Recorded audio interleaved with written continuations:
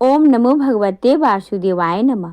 चैत्र मास की अमावस्या साल की सबसे महत्वपूर्ण अमावस्या मानी जाती है, क्योंकि इसके अगले ही दिन से नव संवत्सर का प्रारंभ हो जाता है, तो हिंदू नववर्ष का प्रारंभ होता है चैत्र अमावस्या के अगले दिन से। और चैत्र नवरात्रि प्रारंभ होती है, तो यह दिन बहुत महत्वपूर्ण होता है, न केवल आध्यात्मिक शुद्धि के लिए बल्कि पितरों के प्रति जो सम्मान प्रकट करते हैं, पितरों का तर्पण करते हैं, पितरों के लिए दान करते हैं, गंगा में स्नान करते हैं, तो इन सभी कार्यों से पितरों की कृपा हमें प्राप्त होती है, जिससे कि आने वाला वर्ष हमारा सुखमय बीतता है। तो आज की वीडियो में आप जानेंगे कि साल 2026 में चैत्र मास की अमावस्या कब है, अमावस्या तिथि प्रारंभ कब हो रही है, समाप्त कब हो रही है। जो भक्त अमावस्या का व्रत करते हैं उन्हें अमावस्या काल का व्रत कब करना है, इसके अलावा पितरों का तर्पण करने का, स्नान दान करने का शुभ मुहूर्त क्या है, तो संपूर्ण जानकारी आपको आज की वीडियो में शेयर करूंगी। इसीलिए वीडियो को पूरा ज़रूर देखिए और अगर वीडियो अच्छी लगे तो इसे लाइक भी ज़रूर कीजिए। तो सबसे पहले जानते हैं कि चैत्र मास की अमावस्या तिथि कब प्रारंभ हो रही है, कब समाप्त हो रही है, और अगर आप अमावस्या का व्रत धारण करते हैं तो अमावस्या का व्रत आपको कब करना है।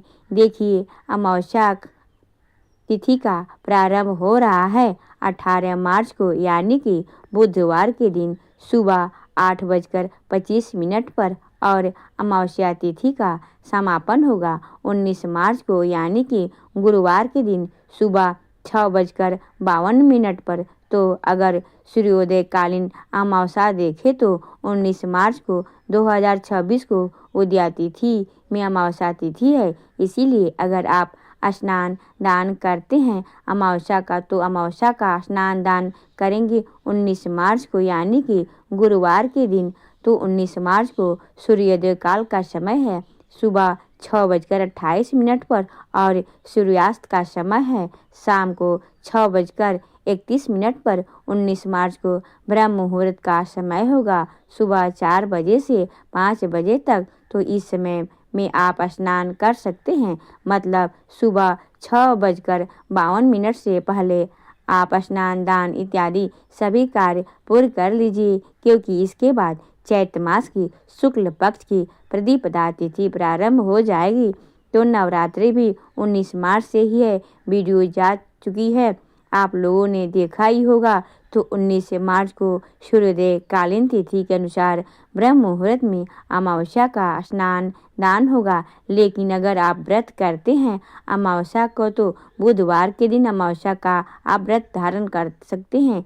पितरों का तर्पण करते हैं तो आपको 18 मार्च को ही पितरों का तर्पण करना है। 18 मार्च को बुधवार के दिन ही अमावस्या तिथि का दीपदान होगा। मतलब देखिए, ब्रह्म मुहूर्त में हम स्नान करते हैं अमावस्या का, इसीलिए 19 मार्च को स्नान दान की अमावस्या है। बाकी की जो भी कार्य हैं, जैसे कि पितरों का तर्पण करना हो, दीपदान करना हो, या फिर अमावस्या का व्रत करना हो, तो यह सभी कार्य 18 मार्च को यानी कि बुधवार के दिन किए जाएंगे। अच्छा, कई भक्त हैं जो कि अमावस्या तिथि की रात्रि में माँ लक्ष्मी की आराधना करते हैं और माँ लक्ष्मी की कृपा की प्राप्ति के लिए हवन इत्यादि कार्य करते हैं। तो अमावस्या तिथि पर माँ लक्ष्मी की आराधना करके अखंड लक्ष्मी की प्राप्ति होती है। सभी को करना चाहिए ताकि आर्थिक स्थिति हमेशा अच्छी रहे और माता लक्ष्मी सदैव श्री हरि विष्णु सहित हमारे घर में विराजित रहें। इसके लिए प्रत्येक अमावस्या पर शाम के समय संध्या काल में अपने घर में मुख्य द्वार पर शुद्ध घी का दीपक प्रज्वलित कीजिए। माँ लक्ष्मी की कृपा की प्राप्ति के लिए और पितरों के लिए आपको सरसों के तेल या तिल के तेल का दीपदान करना है प्रत्येक अमावस्या पर। इसके अलावा घर के मंदिर में भी श्री हरि विष्णु और माता लक्ष्मी की संयुक्त रूप से पूजा कीजिए। शुद्ध घी का दीपक प्रज्वलित करके श्री सूक्त का पाठ आप कर सकते हैं, हवन कर सकते हैं श्री सूक्त के मंत्रों द्वारा। इसके माता लक्ष्मी सदैव आपके घर में विराजित रहती हैं। पीपल की पूजा करते हैं अमावस्या तिथि पर, तो पीपल की पूजा कब करें? 18 मार्च को या फिर 19 मार्च को। देखिए, पीपल की पूजा आप दोनों में दिनों में भी कर सकते हैं। बस इतना ध्यान रखना है आपको कि 18 मार्च को सुबह 8:25 पर अमावस्या तिथि प्रारंभ होगी, तो 18:25 से 10:30 तक आप पीपल की पूजा कर सकते हैं। और अगर आप पीपल की पूजा 19 मार्च को करते हैं तो 6:52 से पहले, मतलब अमावस्या तिथि के समाप्त होने से पहले पीपल की पूजा कर लीजिए। अब पीपल की पूजा हम करते हैं सूर्योदय के बाद, तो सुबह 6:28 से सुबह 6:52 तक आप पीपल की पूजा कर सकते हैं। तो दोनों दिन के समय का ध्यान रखिए। इसके अनुसार आप किसी भी दिन पीपल की पूजा कर सकते हैं।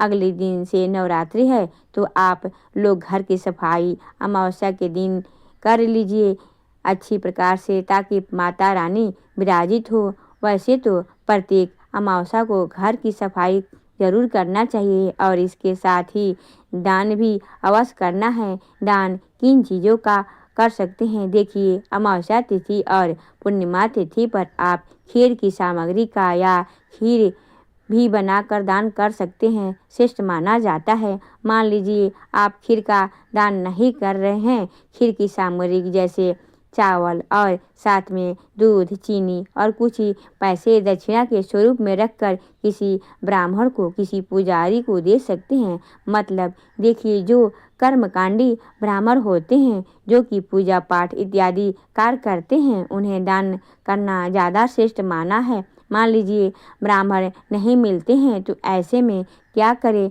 तो आप किसी ज़रूरतमंद को दान कर सकते हैं, किसी कन्या को खीर खिला सकते हैं, या फिर कच्ची सामग्री भोजन की जैसे कि आटा, दाल, सब्जी, चावल इत्यादि, इन सभी चीज़ों का भी दान कर सकते हैं। इसके अलावा गाय को गुड़ और रोटी दे सकते हैं। चींटियों को आटा डालना श्रेष्ठ होता है।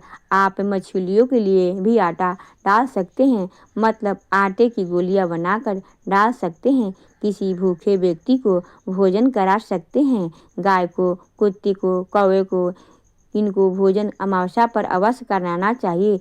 तो अमावस्या तिथि पर ब्रह्म मुहूर्त में स्नान करें, भगवान सूर्य देव को जल दीजिए, फिर अपने घर के मंदिर में विधि विधान से भगवान श्री हरि विष्णु की और अन्य देवी देवताओं को, जो भी आपके घर में मंदिर में विराजमान हैं, सभी देवी देवताओं के विधि विधान से पूजा कीजिए।